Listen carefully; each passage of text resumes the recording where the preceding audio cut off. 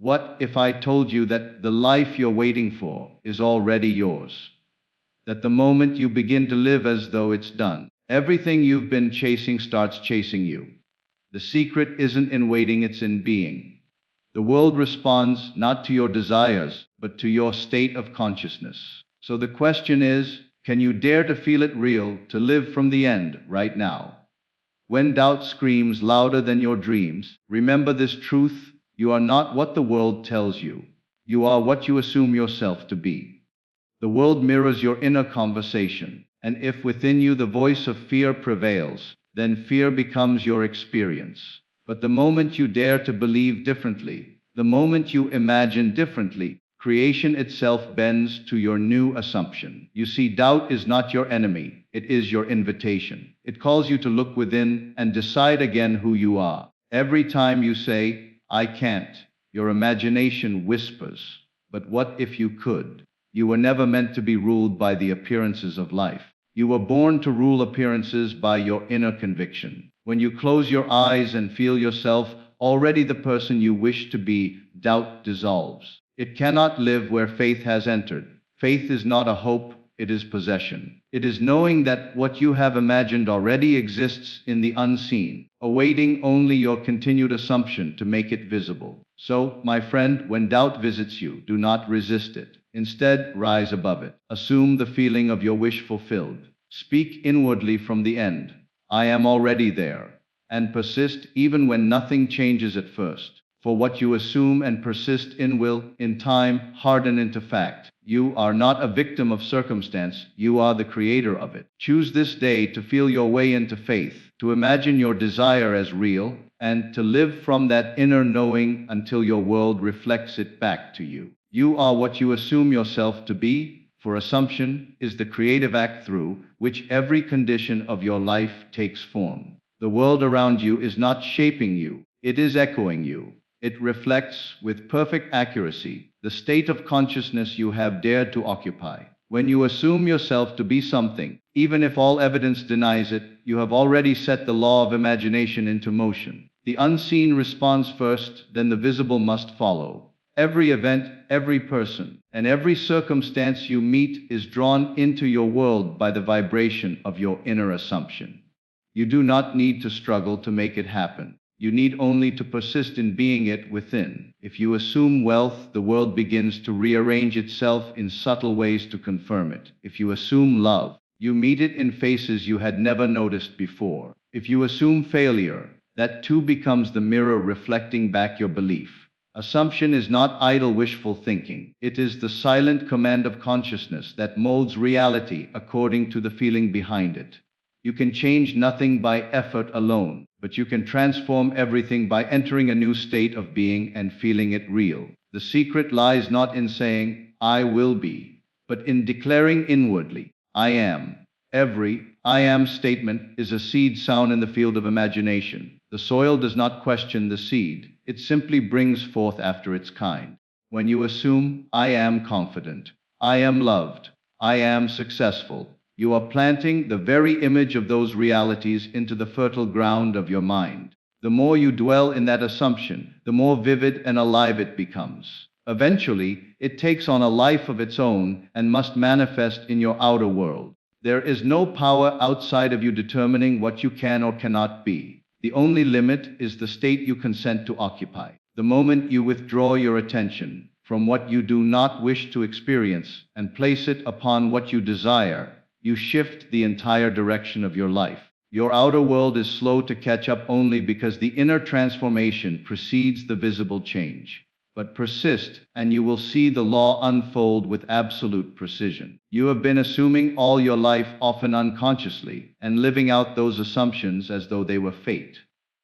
Yet nothing is fixed. You can at any moment assume a new concept of yourself and watch your world reshape to mirror that decision. This is the divine art of creation hidden in plain sight. To live from the feeling of the wish fulfilled, to walk as though you already are the person you long to be, and to let your assumption, quiet, steady, and unwavering, create the life that reflects the truth of who you have chosen to become. The world reflects your inner conversation. For life is but a mirror that returns to you the tone, emotion, and belief of your most persistent thoughts. Every word you whisper within, every silent dialogue you repeat day after day, forms the pattern of your reality. You may look outside and think the world is acting upon you, but in truth, it is only reacting to you. What you continually say to yourself in the secret places of the mind eventually hardens into the circumstances of your life. The world listens to your inner voice and obeys without question, for it has no will of its own apart from the consciousness that animates it. If your inner conversations are filled with fear, criticism, and doubt,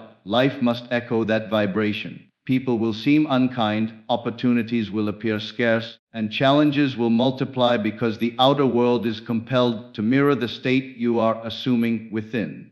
But if your inner words are filled with confidence, gratitude, and faith, the mirror changes. You begin to notice harmony where once there was conflict, abundance where there once was lack, love where there once was indifference. The outer change always begins with an inner correction. You do not beg the world to be kind, you assume kindness within, and the world reflects it back. The conversation within you is creative because imagination is speech made visible. Each thought is a seed spoken into the silent substance of consciousness. The tone of your inner dialogue, whether joyful, fearful, or indifferent, determines the nature of the harvest you reap. When you rehearse defeat in your mind, the world conspires to prove you right. When you dwell on success and fulfillment, invisible forces rearrange themselves to match your conviction. There is no neutrality. Every inner word carries a creative vibration that shapes the unseen currents of your life.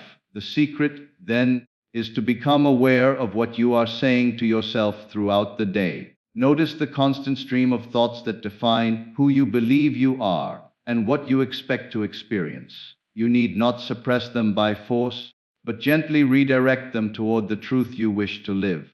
Replace "I can't" with "I am able." Replace "nothing ever works for me" with "everything is working in my favor."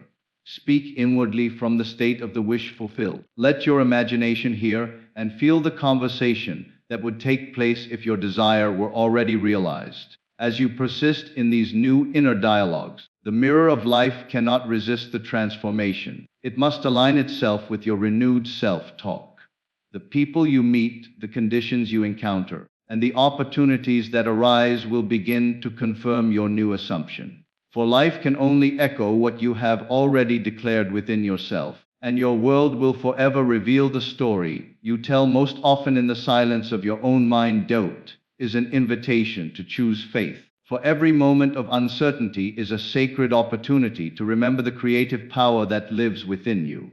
When doubt arises, it is not your enemy. It is the gentle signal that you have momentarily forgotten who you truly are. It is the voice of the outer world trying to convince you that appearances are final, that circumstances hold power, that what you see is all there is. But faith whispers a different truth, a truth that cannot be seen with the eyes but felt with the heart. Faith says, "What I desire is already mine," even when there is no evidence to support it. It holds its ground in the unseen, knowing that imagination creates the reality that will one day appear. Doubt asks, "How can this happen?" Faith answers, "It is already done." Doubt looks to facts, faith looks to feeling. Doubt clings to logic, faith rests in knowing. In every moment of tension between what is seen and what is desired, you are given the choice of which master to serve. Will you feed the doubt with fear and hesitation, or will you feed the faith with imagination and conviction? The one you nurture becomes your experience, for consciousness always takes form according to your dominant belief.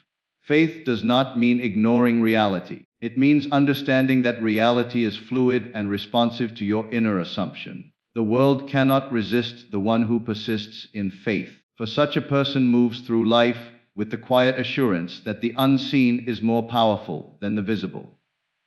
Every challenge becomes a canvas for demonstration, every delay an opportunity to deepen trust. The outer may appear still, but beneath it, unseen forces are aligning to fulfill your assumption. When doubt visits, meet it with love, not resistance. Say to it, "You are the sign that faith is being born." Let it remind you to turn inward, to imagine again, to feel again, to rest again. In the end, you have chosen. The more you practice this, the more natural faith becomes. You begin to live from the end rather than strive toward it. You speak, think, and feel from the place where your desire is already complete. And in that state, doubt loses its grip, for it cannot exist where faith has taken root. To choose faith is to choose creation over reaction. It is to remember that every unseen belief shapes the visible world. When you look at what is and declare, "It is finished," you align yourself with the eternal power that calls things that are not as though they are. Doubt merely tests your awareness, faith transforms it. And the moment you choose faith, the unseen begins to move, silently, faithfully, inevitably, to make your assumption visible. Imagination creates reality, for every form, event, and circumstance that appears in your world was first born in the invisible realm of thought and feeling. The imagination is not a place of idle dreams or fantasy. It is the workshop of creation, the divine power through which all things come into being. What you imagine and persist in inwardly, you will one day encounter outwardly, for consciousness is the only reality, and imagination is its creative act. The world you see is the shadow of your inner vision, a reflection of what you have believed, feared, and expected in the depths of your own mind. When you understand that imagination creates reality, you cease to look to the outer world for permission to believe. You no longer wait for conditions to improve before feeling fulfilled. Instead, you create the feeling of fulfillment first, and let the world follow your inner state. To imagine yourself already possessing what you desire is to set the creative law in motion. The moment you assume the feeling of the wish fulfilled, the unseen begins to move in ways your reason cannot grasp. People, events, and circumstances rearrange themselves according to the pattern of your inner image. Nothing is too small, too distant, or too impossible for imagination, for it operates beyond the limits of time and space. The key is persistence. You must not imagine once and then return to doubt, for imagination responds to the state you consistently occupy. Each time you dwell upon your desire, as though it were already real, you give it life. Each time you speak inwardly from the end, you strengthen the vibration of that reality within you. The outer world may seem unchanged for a time, but that delay is only the interval between planting and harvest. The law never fails. The image you hold in imagination, combined with the feeling of its reality, must externalize itself in due season. You are never a passive observer in this world. You are the cause. The images that fill your mind, whether chosen consciously or accepted unconsciously, shape the experiences that unfold before you. If you dwell upon fear, life will mirror fear. If you dwell upon love, life will return love. Every thought clothed in feeling is a command issued to the creative power that governs existence. To imagine wisely is to live wisely, for imagination is the bridge between the invisible and the visible, the unseen and the seen. Therefore, live more in imagination than in memory. Do not look to what has been, but to what can be. Assume the state of your fulfilled desire and walk in it mentally until it feels natural. In that inner world, you are free to choose any identity, any condition, any experience. What you accept as true within will become true without, for imagination is not a dream. It is the very substance from which all reality is made. Faith is possession, not hope. For faith claims the reality of what it desires and lives from that certainty as though it were already so. Hope looks toward the future, always waiting, always expecting that something might come. Faith lives in the now, knowing it already is. Hope says, one day it will happen, but faith quietly declares, it is done. To live in faith is to feel the invisible as real, to walk in the conviction that what you have assumed inwardly already exists in the unseen and must in time reveal itself in form. Faith does not beg or wish, it possesses. It holds the feeling of fulfillment so completely that it leaves no room for doubt, no space for delay, no dependence on outer proof. The difference between hope and faith is the difference between longing and knowing. Hope belongs to the mind, faith belongs to the spirit. Hope looks outside and waits for signs, faith looks within and creates them. The one who hopes continues to imagine themselves lacking, while the one who has faith already feels complete. Faith is not an emotional reaction, it is a state of consciousness. It is the inner awareness that the unseen world is the only cause, and that what you hold there must eventually solidify into experience. To have faith is to take possession of your desire in consciousness, to claim it with feeling, and to rest in that knowing regardless of appearances. When you believe something so deeply that you no longer question it, you have already received it. The law of consciousness has accepted your claim and is working silently and faithfully to express it through every channel necessary. You may not see immediate evidence, but the process is already set in motion. Faith never looks for proof because faith itself is the proof. The feeling of certainty is the sign that creation has begun. The outer world will catch up only when your inner world is unmoved by what it sees. True faith is calm. It is not anxious, for it knows there is nothing left to obtain, only something to be revealed. It holds the end firmly in mind and lives from it as naturally as one breathes. To have faith is to enter the state where imagination becomes possession. You no longer ask when or how, you simply know that it is already yours in consciousness, and because it is yours there, it must become yours here. This is the law of being. Every act of faith reshapes the unseen structure of reality. Each time you persist in feeling that your desire is fulfilled, you are claiming ownership of it in the spiritual realm. The one who understands this no longer lives by appearances but by inner conviction. To live in faith is to live as the possessor of all that you desire, to feel it now, to rest in it now, and to allow the outer world to conform itself to your inner, knowing, feel your wish fulfilled, to dissolve doubt. For feeling is the bridge between the unseen and the seen, the invisible act through which desire becomes reality. The mind may reason, question, and waver, but feeling anchors belief. When you dare to feel the state of your wish as though it were already realized, you are no longer asking, you are accepting. The moment you accept inwardly, the law of creation begins to move. Everything in your outer world starts to align with that inner vibration, though you may not yet see it. Feeling is the secret key, for it speaks to the subconscious mind, and the subconscious always creates according to the feeling impressed upon it. Doubt cannot survive in the atmosphere of fulfillment. When you feel the end, when you imagine yourself already having or being what you desire, the mind finds no ground for uncertainty. Doubt feeds on absence, but fulfillment feeds on presence. By feeling the wish fulfilled, you shift from separation to unity. From wanting to having, you no longer reach for your desire, you live from it. In that shift, the emotional frequency of your being changes, and so does the reflection the world returns to you. The outer world is simply a mirror, reflecting the inner state you most consistently occupy. To feel your wish fulfilled is not pretending or forcing belief, it is entering a state of consciousness that already contains your desired outcome. It is to let go of effort and step into knowing. When you close your eyes and feel the joy, relief, or gratitude you would naturally experience if your dream were already realized, you impress that reality upon your deeper self. The subconscious, which accepts feeling as fact, begins to bring it forth into your lived experience. You may not see how, but the means will always appear. The imagination must be fused with emotion. A mental picture alone is powerless unless it is felt as true. Feeling gives it life, vitality, and conviction. Each time you return to that feeling of fulfillment, you strengthen the assumption that your desire is real now. The persistence of this inner state transforms it from imagination to manifestation. It is never about how long it takes. It is about how deeply you can dwell in the feeling of already having it.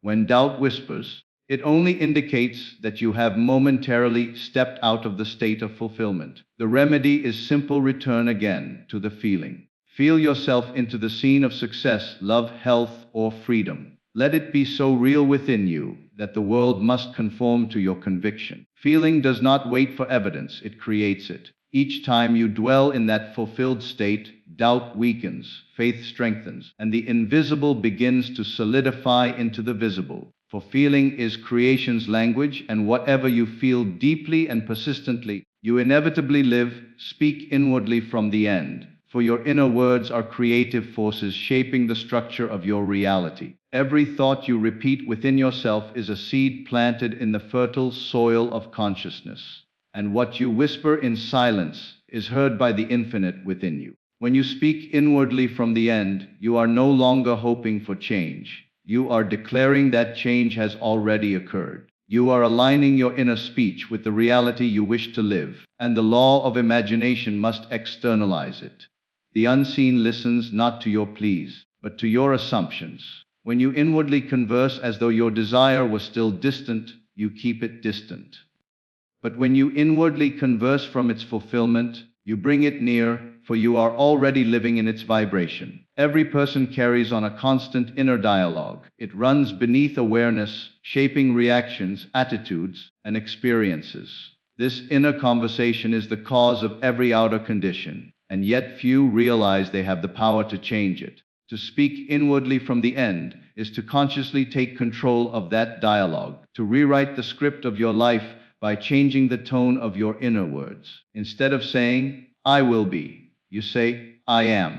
Instead of asking, "When will it come?" you affirm, "It has come." You assume the position of completion, and the universe responds accordingly. When you imagine yourself having already achieved your desire and allow your inner speech to flow from that state, you impress the subconscious with a new command. The subconscious mind accepts what you feel and repeat as truth, regardless of appearances. Speak as the one who already possesses what they once longed for. Inwardly hear the conversations you would have if your goal were fulfilled, the words of gratitude, the tone of confidence, the calm certainty that accompanies realization. The more vividly you do this, the more natural it becomes, and soon your inner world is filled with the sound of fulfillment rather than longing. Outer transformation follows inner reprogramming. The world cannot resist the person who has already accepted their desire in consciousness. Circumstances, people, and opportunities begin to move as if guided by an unseen hand, aligning with the reality you have spoken into being. This is not imagination as fantasy, but imagination as creation. It is the same creative power that called the universe into existence, and it operates in you whenever you speak inwardly from the end. Persist in this new inner language. Do not measure progress by appearances, for the outer always lags behind the inner. Continue to speak from the conclusion of your fulfilled desire until it becomes your natural way of thinking. Let every inner word affirm completion, gratitude, and joy. The voice you hear within will soon echo in the world around you, for what you speak inwardly in faith, you will one day live outwardly in fact. Persist until your assumption hardens into fact, for persistence is the bridge between the invisible and the visible. The law of creation does not respond to fleeting wishes or momentary enthusiasm. It responds to sustained belief, to the quiet and steady conviction that what you have assumed in imagination is already true. The unseen must be persisted in until it becomes the seen. To persist is to stand firm in the inner knowing of fulfillment, even when the senses scream the opposite. It is to refuse to be moved by appearances, to hold to the invisible vision until the world itself reshapes to mirror your assumption. When you assume a new state of being, it often feels unnatural at first because it contradicts your past conditioning. The old thoughts, emotions, and reactions may still rise to the surface, tempting you to return to your former state. But this is where the true test of creation begins. Persistence means continuing to occupy the state of your wish fulfilled in imagination until it feels natural, until it becomes your default way of thinking and feeling. The subconscious accepts only what feels real, and feeling real comes through repetition. The more you return to your assumption, the more life it gains, until it becomes the very atmosphere of your mind. Do not be discouraged by the absence of immediate results, for delay is not denial. Just as a seed must take root in darkness before breaking through the soil, your assumption must take root in the unseen before it appears in the visible. Every time you persist in the feeling of the wish fulfilled, you are strengthening that unseen reality. Every doubt you overcome, every fear you silence, adds to its power. The moment you give up, you uproot the seed. The moment you persist, you nurture it. The law is exact. Whatever you continually identify with must externalize itself. Persistence is not strain or struggle, it is quiet faith. It is the steady inner knowing that creation is already accomplished. When you live from that inner certainty, your outer world has no choice but to conform. Even if circumstances seem unchanging, remain faithful to your vision. The world cannot resist the one who refuses to abandon their assumption. The unseen begins to move in silence, rearranging people and events to make your inner state visible. There will come a time when your assumption feels effortless, when you no longer have to remind yourself of it. That is the sign that it has hardened into fact within consciousness. From there, the outer manifestation is inevitable. Persist in the vision, feel it real, speak from it inwardly, and act in harmony with it. The unseen law will not fail you. What you persist in imagining and feeling as true must, by divine necessity, crystallize into your lived experience, for persistence is faith sustained until imagination becomes reality. You rule appearances by inner conviction, for the outer world is not a force acting upon you, but a mirror reflecting what you inwardly believe to be true. Every condition, every circumstance, every face you encounter is molded by the conviction you hold within yourself. The world is an obedient servant, responding faithfully to the command of your inner state. When you accept this, you stop battling appearances and begin transforming them at their root. You no longer plead with life to change, you change your assumption of life, and life must follow. What you feel deeply and persistently within becomes the law of your existence, shaping events and experiences according to your belief. Inner conviction is not mere positive thinking or surface optimism. It is a deep, steady knowing that reality bends to the consciousness that observes it. The person who believes themselves powerless will see endless proof of limitation, while the one who believes themselves capable will find that even obstacles turn to stepping stones. The difference is not in the world, but in the conviction each one holds. You cannot rise above the image you have accepted of yourself, nor can the world reflect back anything you have not already assumed to be true in consciousness. To rule appearances,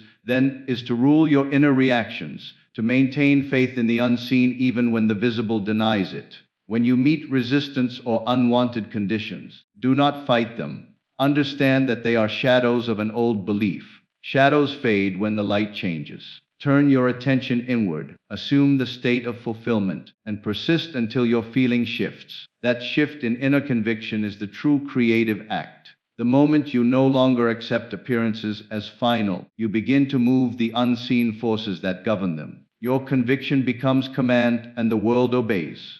This power has always been yours, though it often lies dormant beneath layers of fear and doubt. Every time you imagine an outcome and feel it real, you are exercising dominion over form. Every time you react to appearances with faith instead of fear, you are demonstrating mastery. You are never subject to what seems to be, you are subject only to what you assume to be. The world outside is simply the echo of the belief you hold inside. Strengthen your inner conviction through feeling, imagination, and persistence. Speak inwardly from the end, act in harmony with your assumed reality, and refuse to be moved by appearances that contradict your desire. Gradually, your inner certainty will become so strong that outer conditions must rearrange themselves to match it. You will find that the world is plastic to your thought, responsive to your feeling, and obedient to your faith. To rule appearances is not to dominate others, but to master yourself. To know that your inner conviction is the creative law, and that everything seen begins first as something believed live, as though it's already done. For the state of fulfillment is the secret doorway through which all desires are realized. When you act, think, and feel from the end, you tell the universe that creation is complete, and creation always follows the conviction of completion. You are not waiting for your desire to come. You are walking in the awareness that it already exists. Every thought, every emotion, every inner word becomes an expression of that finished state. The world does not grant you what you want, it mirrors who you are being. To live as though it's already done is to assume the identity of the fulfilled version of yourself, and to make that state your natural dwelling place. This way of living requires a shift from striving to knowing. The person who strives is always reaching for something just beyond their grasp. while the one who knows simply allows it to unfold. When you live as though it's already done, you remove all contradiction from your consciousness. You no longer send mixed signals of desire and doubt, hope and fear. You are consistent within, and that consistency becomes power.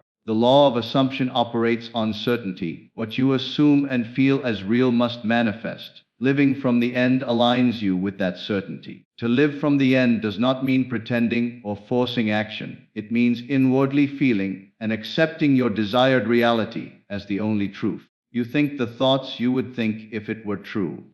You speak inwardly with the tone of fulfillment. You carry yourself with the quiet confidence of one who has already received. In imagination, you experience the scene that would naturally follow the realization of your wish and dwell there until it feels real.